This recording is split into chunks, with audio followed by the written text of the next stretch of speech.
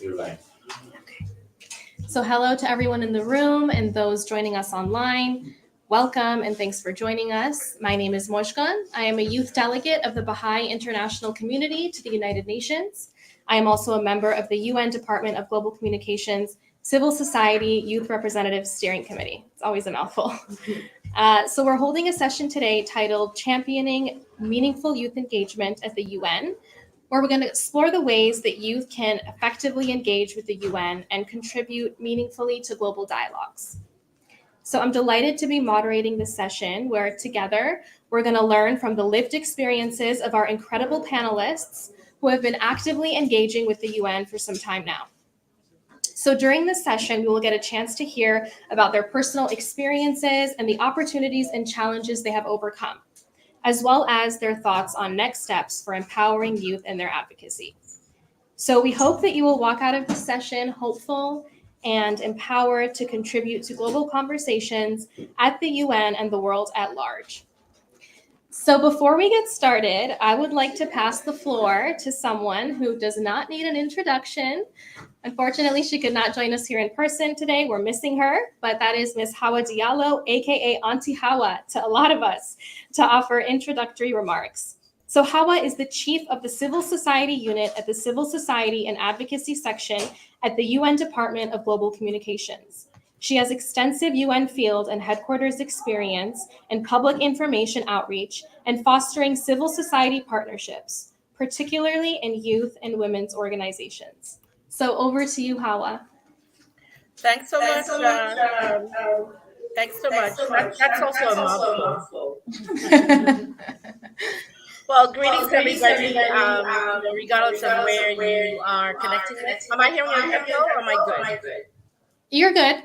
Okay. Well, introductory remarks, what can I say? I'm really excited to be here and to be surrounded really by people who are championing youth work at the United Nations, inside and outside as well. I think all of us pride ourselves that we're not only connected to the United Nations, but we do also connected to people.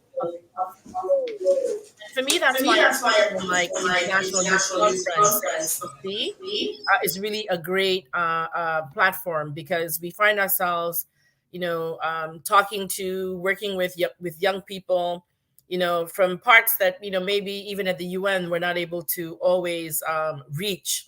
And what I like best about IYC is that you have young people who are in the lead, and we are really focused on global, looking to see how to bring the local and the global, I can't even speak today, the local and the global aspects together. Now, maybe I'll give my age if I say how long I've been working at the UN, because I always tell some people, I think I may have been here longer than you've been alive, so I'll leave that a secret.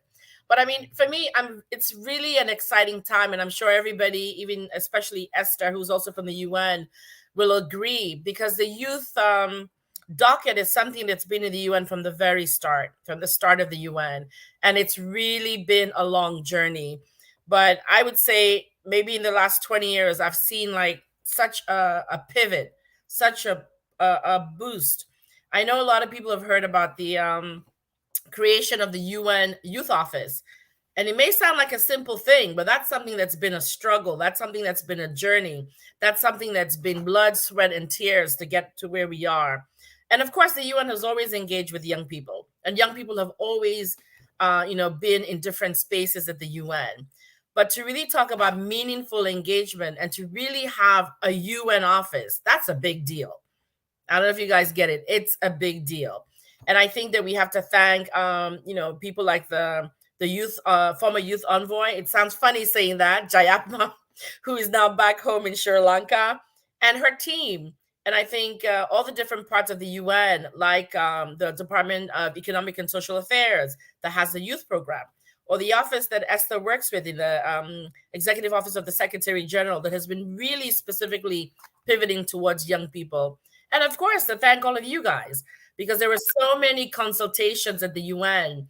And I know we did our best to really get so many people involved and to hear what you have to say. Now, I want you to give me a thumbs up and to raise your voices if you think the UN heard you. Did we hear you? I think so too, because you have the UN Youth Office coming, and we need to know how to engage with that office. It's not over yet. This is just the beginning. So you in your corner, whether it's Pujan, Sierra Leone, where I'm from, or it's in Nepal or in Tajikistan, you also have to be proactive, not only to keep the youth in check, but to put yourselves in check as young people in terms of what you are doing in your local communities to make sure that meaningful engagement is not only boxed in a room, in conference room 4 or conference room 5, but that you're actually doing something on ground at the local level. So I'm going to stop here because there's so much I can go on about, but I think that the richness of this dialogue is going to come from people on the panel, and it's going to come from all of us who are connected online, and to the many, many beautiful faces I see in the room. So thank you so much for being with us, and I remain here on the panel for any questions or any other insights you might want to have from me. Over to you, Mushkan.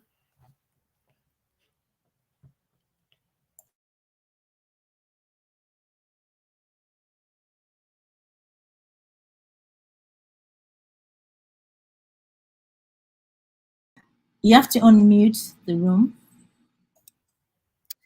Yeah, guys, the room is muted. Let me text them. I think, is it from now? Oh, okay, we're all good. I was just saying, Hawa, thank you for those remarks, for always bringing such encouragement and motivation to those around you. And it's true, we've made such incredible strides at the UN when it comes to youth engagement, but we are just getting started.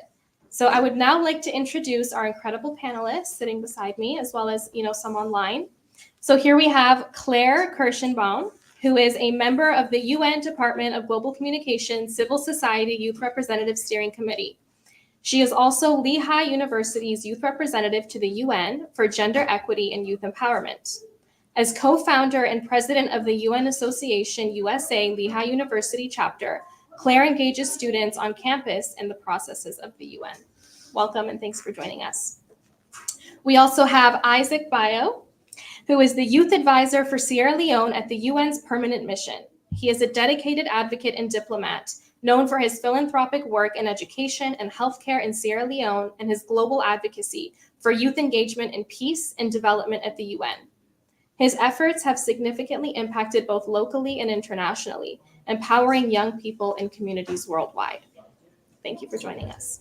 We also have Esther Agbarakwi joining us online, who is on the Secretary General's Climate Action Team of the Executive Office of the Secretary General. She is known for her passionate efforts to raise awareness about climate change, sustainable development, and youth empowerment. As a strategic communications and partnership specialist, she is part of the Secretary General's Climate Action Team, the leading youth engagement portfolio, including the Secretary General Youth Advisory Group. Thank you for joining us. So we have an incredible group of panelists, and I really would like to get into the discussion now. So we're going to start by posing some questions, and whenever you feel moved to, feel free to jump in and answer. So first, I'd like to speak a bit about, your lived experiences as youth working with the UN or working in the field of youth. So can you share a bit about your personal experiences as youth who are actively engaging with the UN and how you feel you've made a positive impact on global dialogues? Please also share with us, the key skills and qualities that youth should possess to be effective advocates at the UN. Whoever would like to start. Esther, would you like to start? Go ahead. Yes. If you can, we can hear you. Yes. Okay. But you have to because it's echo. Yeah. I can hear myself. All right, that makes sense now. Can you hear me now? Yes. Okay. First, I want to say thank you to Hawa for inviting me. Hawa, I've known Hawa for so many years since I started engagement with the UN. I am a product of the UN. My first visit to the UN was 14 years ago as a youth activist, and I am now proud to work in the executive office. So I don't know what else to say. I am a lived experience of youth engagement in the UN. One thing I want to say is that one of the reasons I think I am this successful is that the engagement, like Hawa said, from global to local, is that after meeting my peers here in New York, I went home to engage the UN in Nigeria. I think that is the reason why I'm even here. So that thing, how I said, it really makes sense because the UN is just global here, but there's UN everywhere in the world, but not everywhere in the world. Most of the places in the world where young people can engage with the UN as well, and that's why I'm very happy to be here. So my job here at the UN is basically to ensure meaningful participation of young people. I'm doing that proudly because I think it takes not just experience but the passion and the genuine interest to help young people have their voices heard. So for me, that has been my job. And the first major experience I like to do is I've been involved in so many activism issues from HIV and AIDS to agriculture to climate change. But my first major interest in climate change was when I got to New York in 2009. That is, I changed my name on social media to Esther Climate. So if anyone asks me any reason to show UN engagement, I said first my Twitter name and also my job now. My Twitter name was founded like 2009 when I was here as a youth activist to address the Commission on Sustainable Development, and now working in the executive office on climate change. So that is my lived experience, and I lived it every day, and I'm very proud and humbled. Additionally, I want to say this very well because the SG just released a tweet thanking everyone who were involved in the UNGA, including colleagues and activists and young people. So I just want to let everyone know that your interest in GA, this event itself, convening young people, sharing experience is something that the UN is happy about, and the SG is very proud of that and is grateful on that path. And again, to Hawa, who's always doing something young. When I see Hawa, like I know definitely that engagement with young people, it's when she said Esther Yonuba, I said, don't say no more. I'm there. Hawa has that passion, and I hope I can learn from her to continue to have that passion long term in the UN. Yeah, so I just want to say that I think my work is my lived experience, and I am committed to doing more to help. Thank you.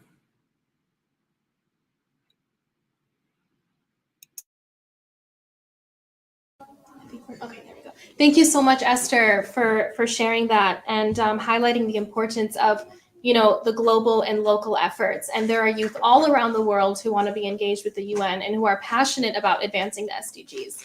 So thank you.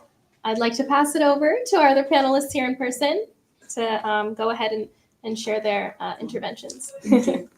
I just want to say I've had wonderful experiences engaging with the UN, and I've been very privileged to be able to visit the UN and attend conferences just like this. I think a very, very important skill to take with you is partnership and teamwork, collaboration. So many youth are passionate, yet there's a lot of kind of forced competition for lack of opportunities, where we're forced to compete with other youth for the slim amount of opportunities. I think we need to change this mentality and norm to work together and collaborate a lot more. The biggest impacts I think I've made are when I have collaborated with other youth representatives. Mm-hmm. I have some other youth representatives on my campus, and when we combine for a similar passion or our NGOs align similarly with similar missions, we've been able to create really great events for other people to enjoy. I've done 2 parallel side events for the NGO CSW 66 and 67 and the EcoSoc Youth Forum, collaborating with different NGOs and youth representatives. And it's really inspiring when you collaborate, you feed off each other's passion. And I think as youth, we're very vibrant and we have the energy to pursue these dreams that we have and what we want to see in our world. And I think you can really feed off of each other. So thank you.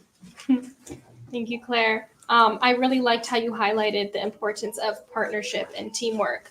And also, you don't just have to be youth to engage at the UN. It's really important to remember intergenerational cooperation. There are a lot of people who maybe don't qualify as youth, but they really do want to encourage involvement of youth at the UN. So thank you for all your work. Isaac, over to you. I just want to say good morning to everyone present here and virtually. This is truly an example of young people supporting young people. If I can give everyone a big hug here right now, it's brutally raining outside. But to see the perseverance, to see the resilience of all you beautiful souls who could make it here in person, and those who may have connection issues virtually, just try to tune in through Facebook and YouTube to watch this discussion. It shows the power of young people supporting young people, trying to move the needle to the exact point where we need it to be. In my lived experience at the United Nations, I also started off as a youth rep in UNDPI NGO. This was 7 years ago when I met Patty Power, who's been a tireless advocate for young people and pushing them to the potential in which she sees in them and in which we believe in ourselves to be. From a youth representative for an organization, I'm now one of the leading diplomats at the permanent mission of Sierra Leone. And I speak on behalf of the young people of Sierra Leone, and I've become a tireless advocate for their needs and for their voices, not only as a solitary voice, but understanding that I'm a voice and part of a chorus that is larger than myself. And that representation shows here today from all of you from different backgrounds who've experienced different circumstances, who those circumstances and those experiences have garnered and have impassionately led you here today to stand up for not only yourselves, but each and every face that I see here is a representation of a story that you have lived, of a story that all of you have experienced here. And with that understanding, I'm in awe and I'm in such honor of having been part of your story, Esther's story, Howard's story, and everyone else here that's here physically and that's online. In my journey as a youth advisor, I've been filled with three things, which is determination, empathy, and an unyielding belief in the potential of young people to drive positive change. I like to use the word transformation, because when you transform something, there's no going back, and so we move with not only faith, but we move with knowledge that we've acquired, and the understanding of that knowledge and that application, it becomes wisdom. So we do not repeat the histories of what our forefathers have done and has led us here to a point in which where we have to advocate for climate change, to a point in which we have to advocate for gender equality, gender equity, and have the sustainable development goals. But yet, so it's important that we have those, because it serves as a guiding light, not only to us young people at the UN, but to our adults who are also in collaboration with us, fighting to make that change. In my line of work, what I do is I forge connections and alliances with fellow advocates and myself and diplomats at the UN of different member states and mission. I'm building bridges and fostering collaboration, like my colleague said, to amplify the voices of young people in my country and also in the global south. The skills that I've acquired along the way that I believe that is important in meaningful youth engagement at the UN, because there are many times when adults would say, "Oh, these are young people. They do not know much. They're inexperienced." But this is the example of what our experiences have brought on here. I'm able to speak with so much confidence, not because I have acquired it, but because there is immense support of all of you here who've came to listen to what we have to say. And I've come here to listen to your responses, to what you have to say in your lived experiences. And in that journey, empathy has been my guiding light. To be empathetic to the needs of other people and understanding their story, not just for what they have to say, but trying to experience it at the heart of those experiences, in the local level, in the communities in which we all live. When we imagine a young girl in Thailand who's also trying to make it at the UN, but she's experiencing difficulties and setbacks, that's also part of our story, because that story is also similar to the setbacks we've experienced in coming so far to engage at the United Nations. Communication is also one of a great skill for me to articulate the complex issues that we experience as young people, to articulate the constant need to move and to create change, a change that is pulsing, a change that when others hear about this and when others see the struggle that we're putting forth, they are inspired, and not only just moved, but inspired to act. Another thing that I've learned along the way in my skills is diplomacy and negotiation, to persuade, navigate, and build consensus within the United Nations, within member states, governing bodies and presidents that I meet along the way, talking about youth issues, talking about the needs that young people need to focus on bridging a gap at the United Nations and building an intergenerational alliance to help us. And that has led to the United Nations Youth Office and the tireless work that our previous envoy in Jayatma did, and the collective as a whole to make it possible. I believe everyone here adding your voice on social media made that possible, and I have to acknowledge that tremendous effort that we've all have done in the room and virtually, everyone watching me. Another thing that I have on as is resilience as my armor in understanding to persist for the collective, because I'm not doing it alone. Because when we work, we don't work for ourselves, we don't work for the gratification of what we do. I think about all the young people who live in America who are struggling, especially young people in the global south, in Asia, in Africa, where I come from, especially in sub-Saharan Africa, who would want to be here physically today, but are experienced with inequality and setbacks of not having a visa, of being looked down upon because of their status quo or their ethnic background. So when I fight, I don't fight for myself, I fight for each and every one of us who can be a fighting chance if only given that platform. And so I've learned that in my role, and it's not a solitary voice again. I just want to resound this, that it's part of a chorus. And when voices come together to lend a mighty voice to transformation and change, this is what happens. Support happens. This is what happens. Creation of minds come together. And it's because of these creation of minds that have come together that has created a rippling effect for our humanity. We've done this so far, and I can't imagine the immense ways we could get to go. So thank you.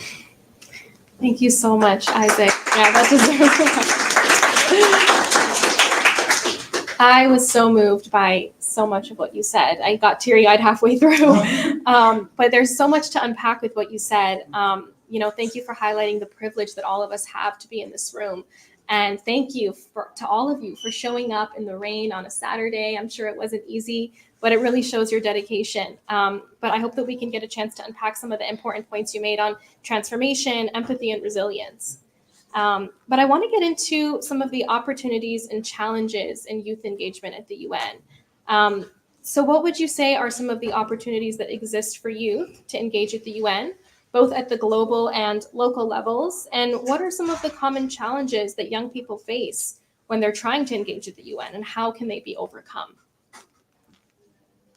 Esther, please. I think we need to unmute you. There we go. I know, thank you. But before I go, I'd like to say something that one of the speakers said about forced competition, which is something we hardly talk about because the spaces are limited.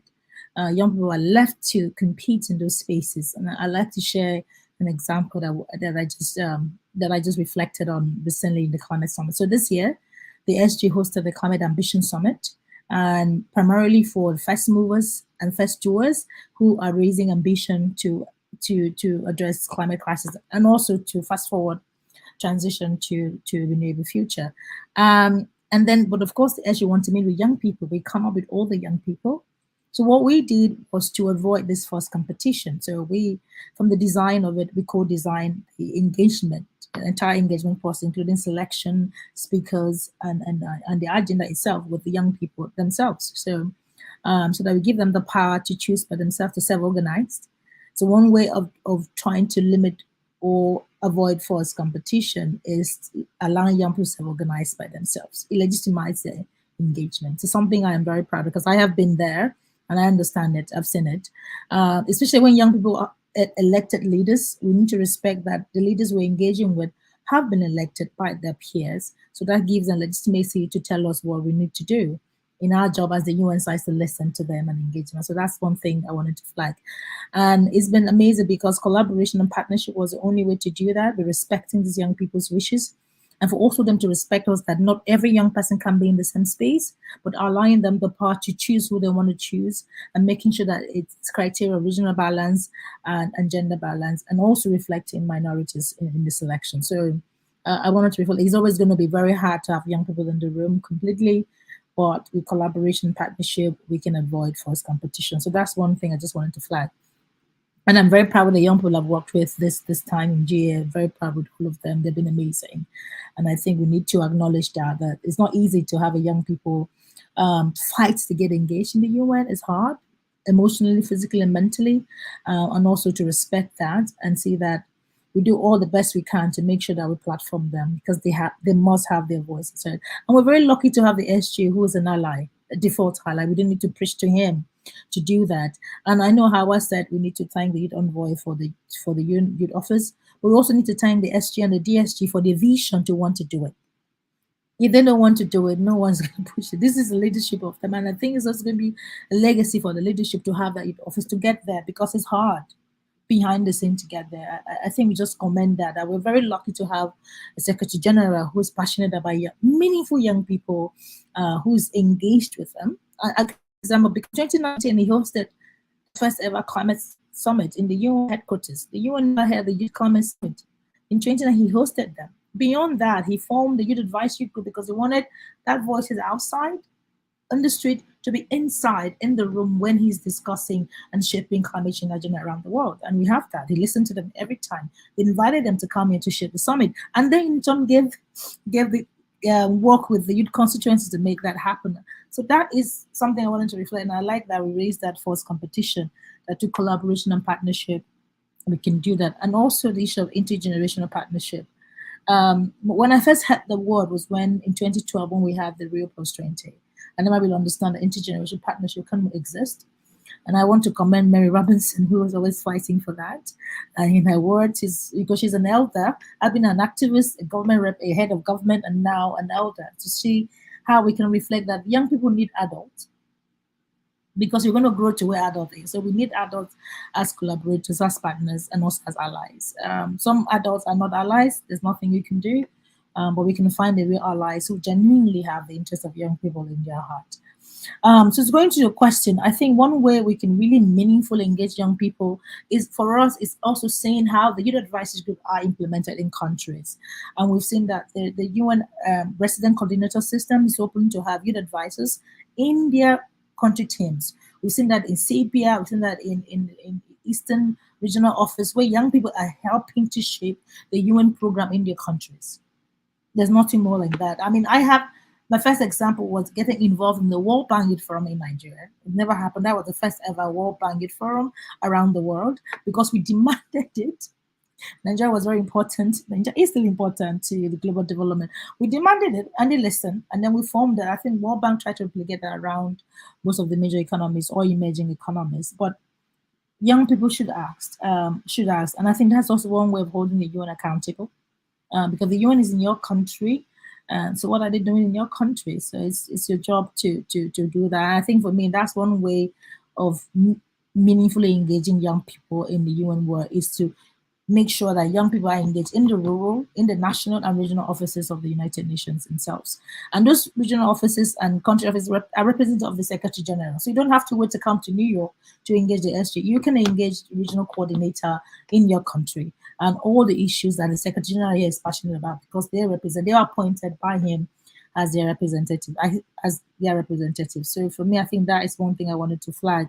And also, do not forget to collaborate with yourselves. I think what I've seen today, seeing young people co-organize, for them to co-organize, select young people that they want, that were authentic, that were real, was something I was so proud of this GA. And like I said, even the SG was also impressed. In fact, that big shout out to young people was something I wanted to also amplify. That we're seeing amazing young people are being matured, and they're showing the leadership that sometimes older generations don't have it. And because they collaborate with each other, they work and they understand each other, and they're also very passionate about the well-being of themselves, including their mental health and the struggle it is to get there. Just also reflecting that not everyone is as privileged as we are. As you've noted, we're very privileged to even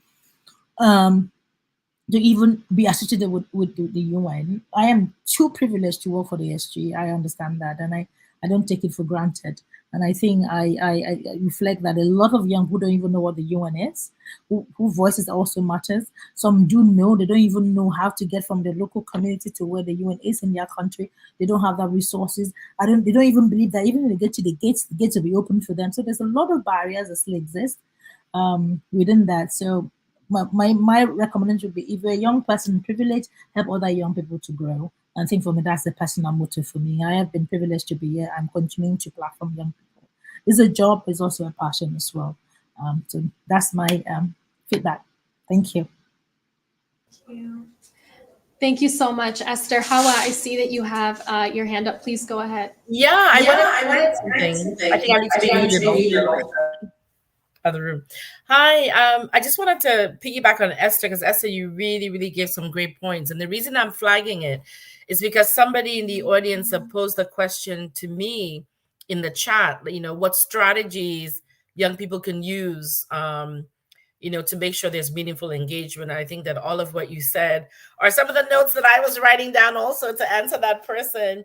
But I think also one thing that I wanted to mention, and maybe you talked about it, is that you also as a young person, please don't wait for government or wait for the UN or the World Bank. You need to be present.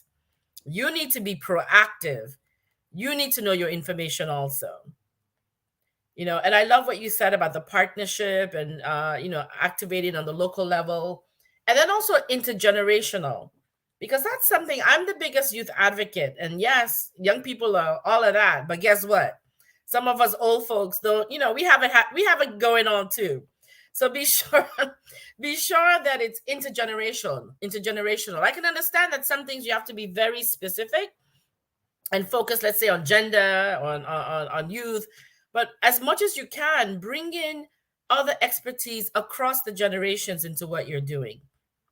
And then I think I was also thinking, what do we as institutions need to do to make sure that engagement is meaningful?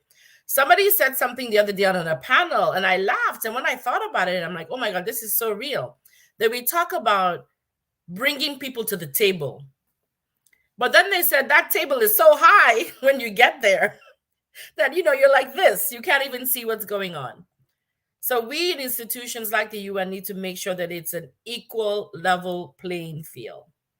And I think that we also have to have a lot of training and awareness about whatever topic, whether it's youth or what even young people are doing out there, so that when we're building the narrative and building the policy, we're really actually on point. And one thing that I think for me, I cannot be a good international civil servant if I don't have empathy. You know, if I don't understand the people who I'm supposed to be serving. For me, that's very important. So there's strategies both from the youth side, and I think strategies also from the institutional side as well. And Esther, I'm glad to say that you started with World Bank, because I'm working with World Bank also, but the African contingent, and they have a fantastic framework also for youth engagement. And that being said, the UN is not just UN, New York, Geneva, Switzerland, as Esther said, and it's not only UN proper headquarters. Think about all the different agencies, World Bank, UNESCO, IMF, even ITU, telecommunications, they all have youth platforms. And as I bow down to you, how can I forget the Secretary General and the Deputy Secretary General? Because as you said in the UN, if they are not on board, which they are, nothing moves. So thank you so much for the work that you are doing, because I know that you're in that office, and it takes people like you who know the topic, who understand youth engagement, to push and to make sure that the principals, the people who are heading the organization, also get with the program. Thank you so much. Over to you, Mushkan. Thank you, Hawa, and thank you, Esther, both for the work that you guys are doing, you know, every day, and also for dropping such amazing gems right now, you know, highlighting the importance of intergenerational cooperation and really working with people in these organizations to highlight the work that youth can do. So I'm conscious of the time. I would like to open the floor up now to some questions to give the participants a chance to pose questions to our panelists. So those online, if you have your hand up, I will be notified. Also in the room, just please raise your hand. And yeah, we can get started. So I do see a hand in the room. Please stand up, introduce yourself, and ask your question. Yeah, you can do that, sure. If you can make your way up here.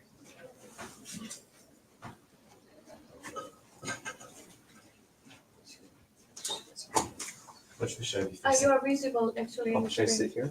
Right here, you're good. All right, cool. Okay, anyways. So I have a question. So the UN defines youth as 18 to 35, I believe. And I'm currently a high school student. I know some high school students like myself want to get involved. So is there any way that we can do this? And also, my name's Jason, by the way. Okay, thank you, Jason, for your question. Anyone like to jump in? Esther, please go ahead. Hi, Jason. Hello. Nice to meet you. Nice to meet you too. I'm waiting for yeah to mute the room. What's going Yeah, we just have to mute the room. Yeah. Yes. Thank you. Hi, Jason. Nice to meet you.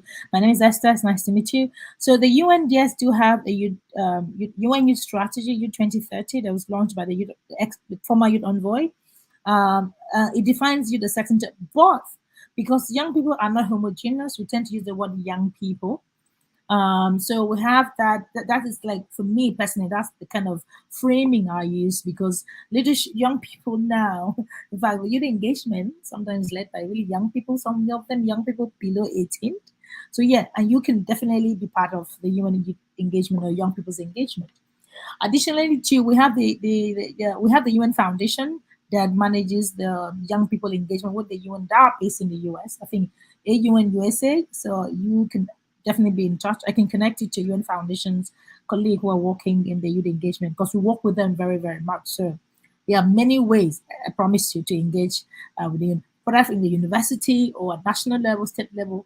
We have an office that can do that. I can support you to do that work. Yeah. So do not be. The only thing I want to flag is that when young people under the age of 18 and engaging the UN, we are very careful because they are not adults. So we have to be careful by engaging also with someone who is their chaperone. I'll give a typical example. I was organizing an SDG Media Zone event as part of the UNGA, and one of my speakers was from Fridays for the Future. She was 17. When she was nominated to me, I did not know her age. So I went on and prepared, did the due diligence. Then I found out that she was 17. And I told her, I'm sorry, I cannot talk to you anymore until I talk to your parent. She was a bit disappointed. I said, not like I'm saying no to engaging you, but unfortunately, the UN has a policy to engage young people below that age, but it has to be with a guardian. Otherwise, I will lose my job. And she was quite impressed. So she talked to her father. Her father brought her to the UN, and they had the best of time as a parent and as a young person. So we have that opportunity. We have those rules and regulations for safeguarding. And we also have UNICEF, the UN agency that deals with children. And UNICEF also have a UNICEF USA. So there's all of this opportunities to engage. I think the best thing is first get the right information, and then you move on from there. So you're welcome anytime. Thank you. Over to you.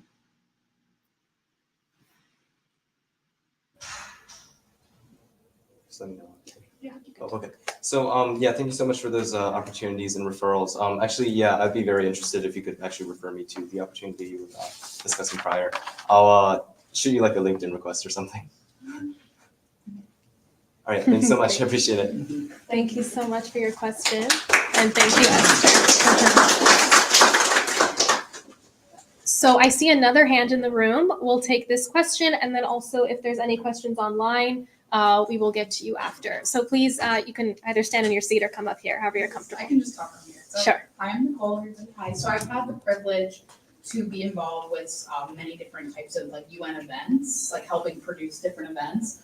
But I'm curious to know how to get more involved with like policy making and influencing that end of it. Because it's one thing to have these events like this event, it's wonderful, but it's also another thing to actually be implementing and having a voice towards the policy changes. So what are your advice in that area? Thank you for your question. I could answer that, Yes. Nicole. How are you? There's so many different opportunities at the UN, and one example that I could tell you so far on as a global opportunity, because I split the two. We have global opportunities and we have local opportunities that the UN do offer. One of the global opportunities is the Youth Delegates Program. Youth Delegates Program at the Mission. If you're from any country that's part of the member states of the United Nations, and they have a Youth Delegates Program, it's something great to look in on. These Youth Delegates Program empower young people who are interested in diplomacy, policy making, and formulating, and especially if they do not have a Youth Delegates Program, then this is a mission for you to start advocating to your missions, whatsoever your country is or member state, to start advocating for them to include young people at the decision-making table. You know, I've had my experience where my own country didn't have a youth program, and how it is witness to me where I will continuously keep going and giving them the framework and saying this is what I've come up with the help of other young people, with the help of other leaders and adults who like how I said, intergenerational alliances, who help to create and foster this. Another opportunity is the ECOSOC Youth Forum, that happens at the start of every year. So that's a way to get your voice into policy making, and that's why the UN created the ECOSOC Youth Forum, to see vibrant voices like yourself, Nicole, to hear what you have to say, to be able to not only to take that contribution, but truly understand the depth from which it comes from, and see the implementation manifests itself. Another one of that is the youth advisory boards that the UN agencies have opened up to young people, such as the World Bank. You have UNICEF, who has youth advisory boards. Even the AFS intercultural programs, who are in partnership with the United Nations, have different advisory boards. And these advisory boards that are open to young people to lend their voices to it. And if you don't know if they have a youth advisory board, what I've done in my past years is I've made a list of all the UN agencies and find the contact information and say, hey, do you have somebody who's leading the youth department in your office? But you don't have a youth department. Okay, well, now's my time to try advocate for that. Let's open up a youth advisory board, so that we can have access. So that is our move, giving access to fellow young people. Like I said, it's not a solitary voice, because when I act, I don't act for myself. I act to create spaces for other young people like myself, because I understand how hard it is to get your foot in the door, to get your seat at the table. And sometimes, even though when that table is high, if you have to tiptoe on that chair to make sure that you see the entire playing field, tiptoeing by making sure that you create the opportunities, by acquiring the knowledge, listening to podcasts, going on YouTube, researching the UN handbooks, to make sure that you have the knowledge that older people think that you do not, so that you can equitably prepare yourself for when that moment comes. I often say, people are not just lucky. Luck is the moment of preparation meeting the moment of possibility. So when you prepare yourself enough, and when that possibility comes, you would be able to withstand the pressure and provide the need for other young people to not only look up to you, but to believe in the beauty of their own dreams because of you. So that's my answer to you. I hope it helped. I like to add something. I just like to add to what my colleague from Senegal just said. But engagement in the UN is actually primarily focused on changing policies, just to meet them, but to change policies that shape your future. So that's one of the priorities, and the UN understand that. So the UN has what they call stakeholders engagement, or called major groups. So in the UN, there's what they call the major group youth and children.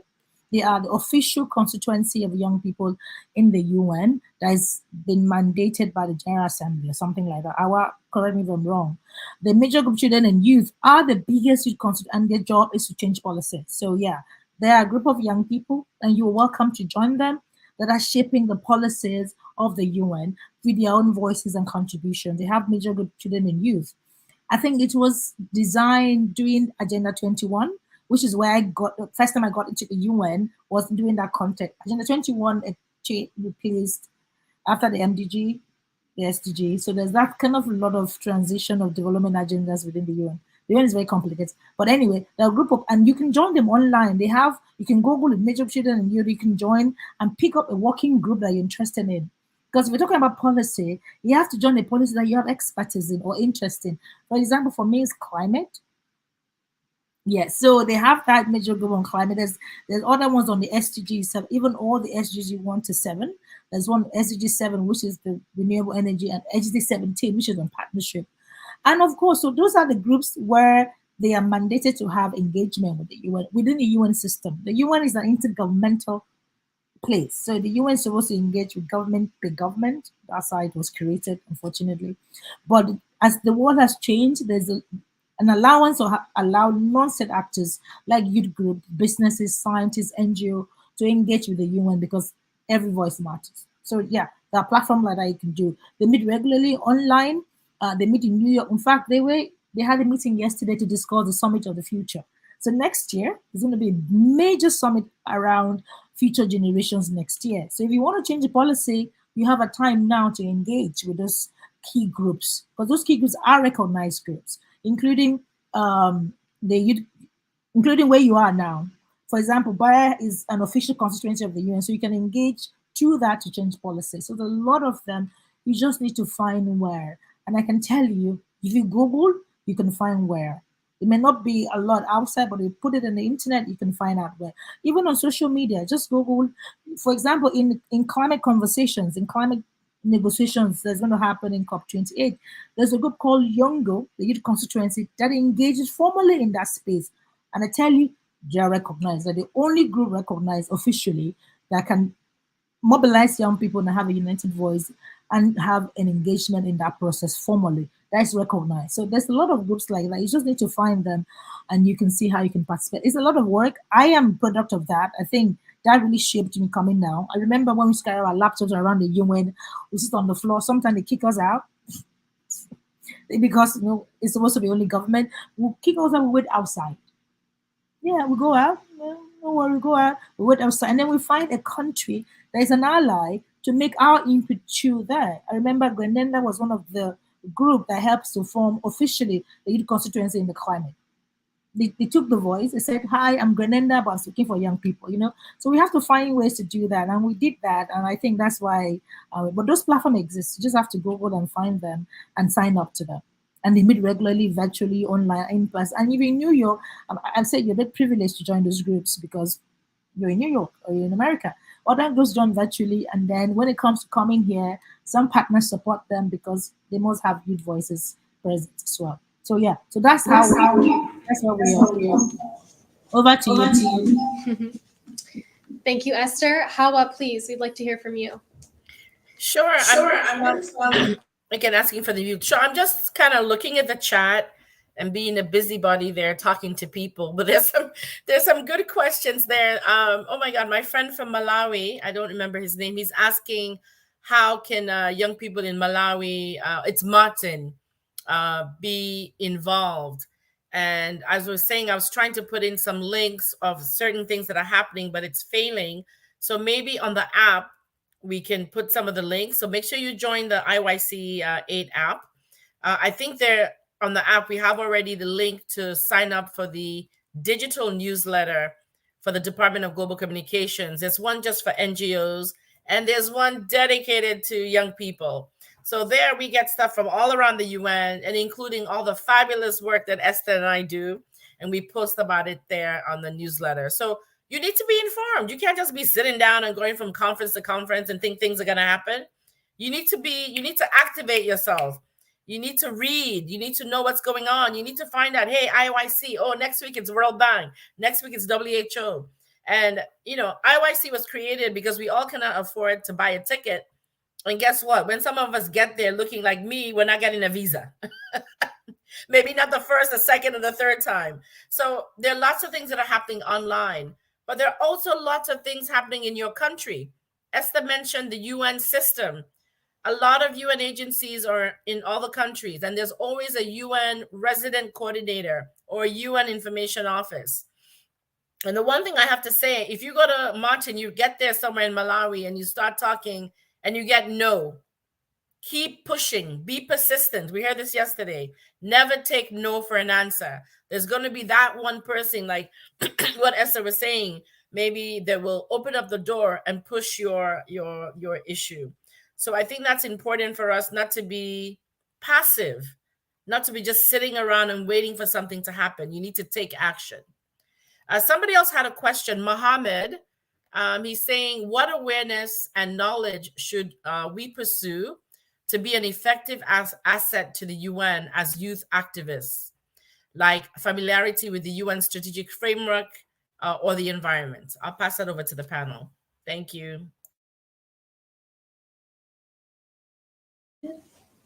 Thank you, Hawa. Esther, I see that you would like to jump in now. Go ahead. Just to answer the question Hawa read from the platform, I think just that's one, get to know how the UN works. Get to know the UN in your country. Who are the UN in your country? Because as the UN is here, the global, the UN has to have the same mini global in your country. I keep using Nigeria, India, Pakistan, all of them. We have the UN there. The UN is not there. There's a program of the UN there, for sure. because the UN was created in response to needs around the world. So yeah, so get to know that and get to know who is the youth lead. One of the outcome of the youth strategy that was launched in 2009 by the Secretary General, this same Secretary General, was to have, of course, the UN Office of Youth, but also have youth experts in those country offices that can respond to the needs of young people. It's important that UN get youth experts because youth issues are enormous. It's enormous because we tend to have a youth issue in a place where there's all that biggest issues that the institution might want to forget the needs of young people. But the youth expert will be an advocate, will be someone who knows it, who's been there, who can help, be an ally and also a voice in that midst of all these crazy issues happening in the world. Imagine for the Secretary General Youth Advisory Group who's doing climate and the edge is in the middle of trying to deal with the Ukraine war. But they keep persisting because they have that group. So he will like, okay, to them, have your time today, tell me what I need to know. And he listened to them, put that, and then goes on to deal with other issues as well. So I think you need to know how those UN system works. Two, you need to have the patience. Patience, I tell you, is the biggest thing. I take typical example, I have seen it. We want to do something, but I have to get approval to do the thing, and sometimes it might take a long time. We need to be patient because that is the infrastructure we're dealing with, but we will do it. So having that patience, because you cannot say, I want something now and get it now because you're a young person. It doesn't really work that way. So when you have that patience, you understand that you will get there. You can be demanding while you're waiting. Be reminding them. I would like to remind you while you're waiting. But you cannot say, I want something today, I want it by Tuesday next week. It doesn't really work like that. So having that patience to understand that this is a system, and the system itself has its own challenges as it operates. You're bureaucratic as well. And also, you have to be persistent in asking for something. And two, find similar young people in your communities and come together. When you are together, you're more powerful than being one person. Because imagine you have an issue in water in your community, you have only one person.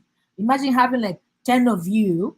The human will listen to you because of 10 of you, because this issue is more than one person. So find someone who has similar interests with you, come together and engage. You can write a letter to the UNRC in your country or the head of UNICEF in your country. You can do all this. The same thing you're doing with government. Do not forget, the UN cannot replace government in your community. That's not their job. They were not elected. You elected your leadership. Do not forget that the second thing UN can't do, because the UN, you need to elect the UN in your country. You also have government. The UN just complement the government. And the UN will not come to your country without the government approval. That's another thing you should know. So having the patience, understanding roles and responsibility really, really helps. And also having the power to vote. If you have the power to vote in your country, that is how you can make a change. That policy engagement is your vote. There's some countries that young people can vote. Some countries, young people votes cannot be counted. So when you have that privilege, you use it to the maximum because it can change a lot. It's changing a lot where we're coming from, like that. So be patient, find peers who share your same network, vote if you can vote, so that you elect the right leaders who listen to you and hold the UN in your countries accountable. For me, that's the easiest way we could do. And I hope I make some sense. Thank you. Thank you, Esther. So I'm conscious of the time. We are a little bit over, but we did get a late start. So I think we can take one more question in the room and then we will have to wrap up. But please go ahead, introduce yourself and ask your question. Hi, my name is Leah.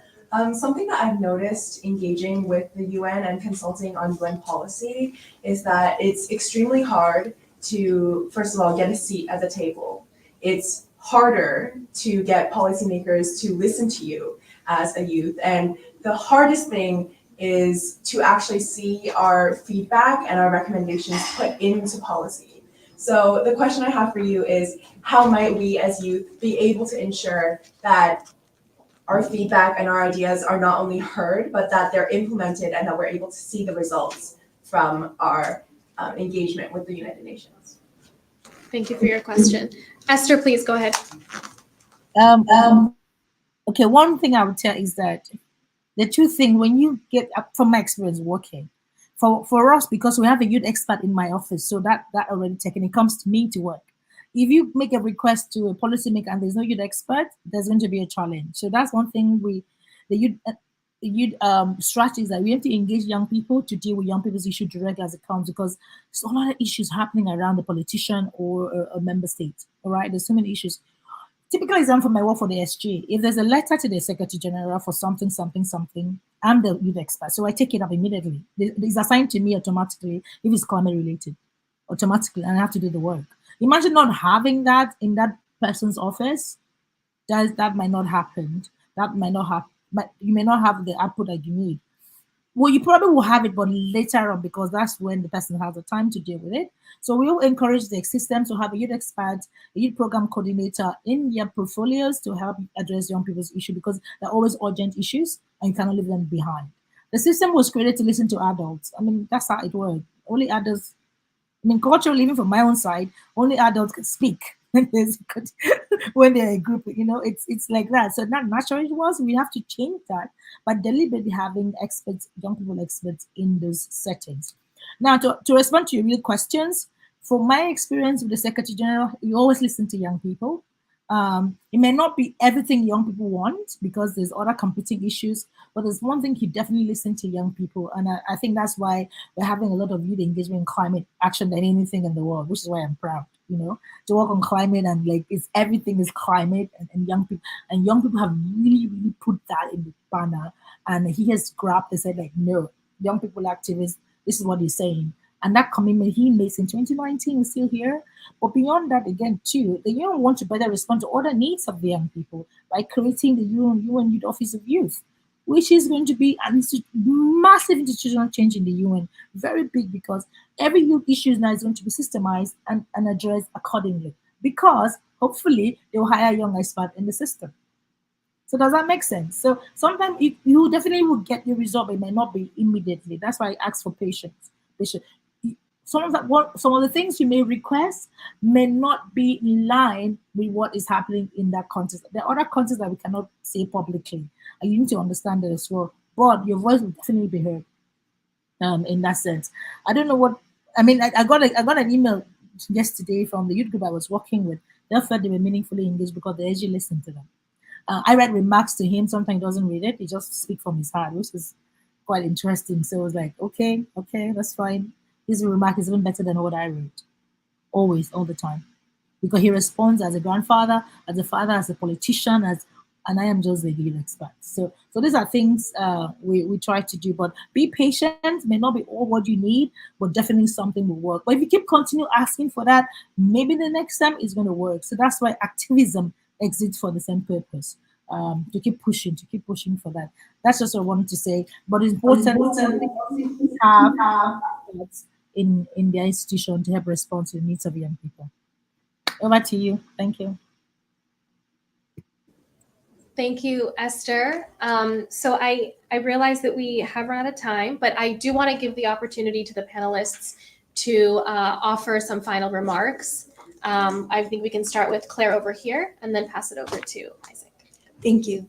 I just wanted to say, I think as young people, we're kind of told that maybe we don't have enough experience, or we need more education, or that our voices aren't taken as seriously at the UN, just in reference to your question. And I think you just need to be really robust. And I think you need to get over the kind of internalized aspects of that. I think being young, being 18, 15, I think you can make a difference. And I don't know. I think it's just there's a lot of barriers that we've internalized that we aren't ready yet. And I very much so disagree with that. I think you just need to follow up and be very strong and confident in what you're saying and make yourself heard. Older people and people at the UN, they know the importance of youth, but they've also have that internalized, like, wait your turn, you're not yet in this position, or you don't have a title yet. And I just think you can just really be confident and get over that within yourself, and you'll be able to make a strong difference. Thank you so much, Claire, for that. One thing that you said just stuck out to me, and how you say the internalized barriers that we create in our lives. Many times we, especially as we're young, and you guys can experience this.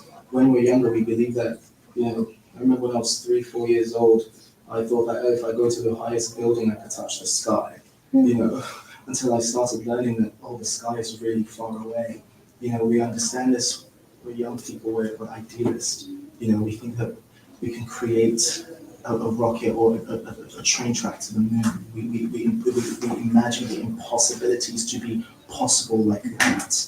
And as we grow older, reality hits us, personal experiences hit us, setbacks hits us, and that's where we create these internal barriers that think, maybe can I do that?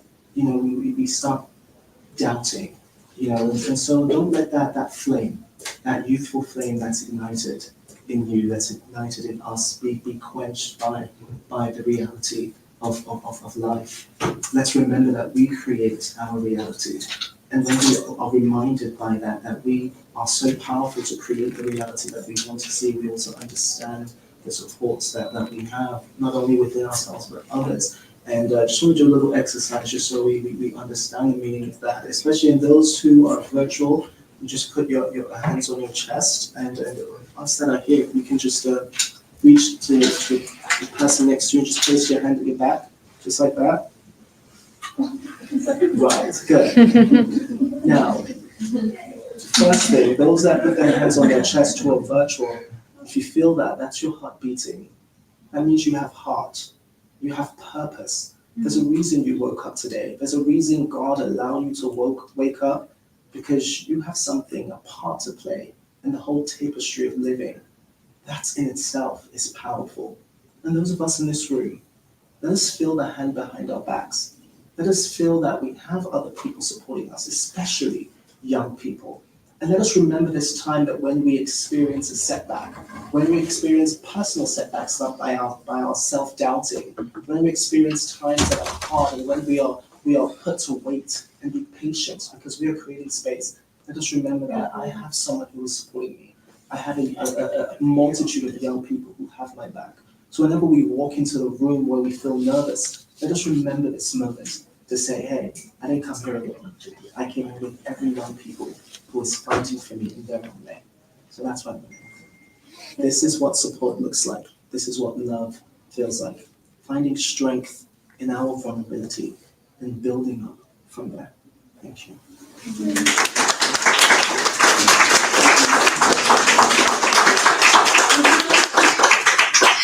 Thank you so much, Isaac. I have to go and cry now. I'm so moved once again.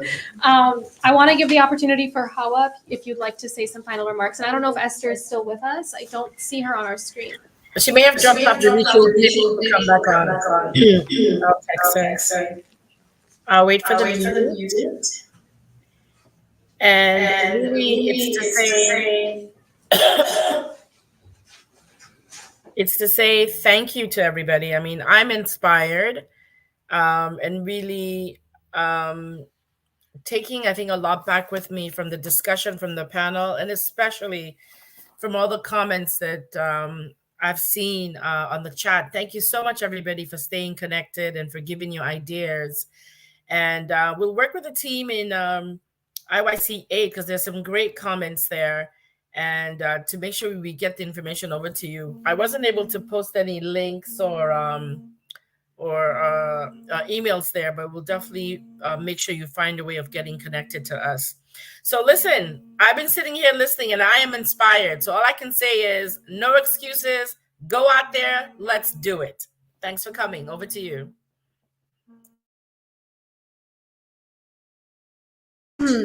So I realize we're way over. I had some, key points that I wanted to summarize, but I don't think we have time for that. I just would like to thank our panelists, Hawa, Claire. But you were Johnny. Why are you saying no? Take over. Yeah, it's okay, everyone. I just wanted to highlight some of the key points that, young people really have the power to organize within themselves. We can use this to combat the competitive nature that sometimes we see at the UN or other organizations. So you have the power. And remember the importance of intergenerational cooperation, working at the local grassroots level, and working towards that equal level playing field and educating young people and empowering them. And last but not least, qualities of empathy, resilience, and acting not just for yourself, but others. So yes, I would just like to thank our panelists for taking their time to share their insights and experiences. Thank you to all of you and those joining online. As we conclude this panel discussion, I encourage each of you to carry the insights and perspectives gained here today into your respective spheres of influence. Let us continue to learn, engage, and collaborate, because it is only through our collective efforts that we may contribute meaningfully to global dialogues. So thank you all.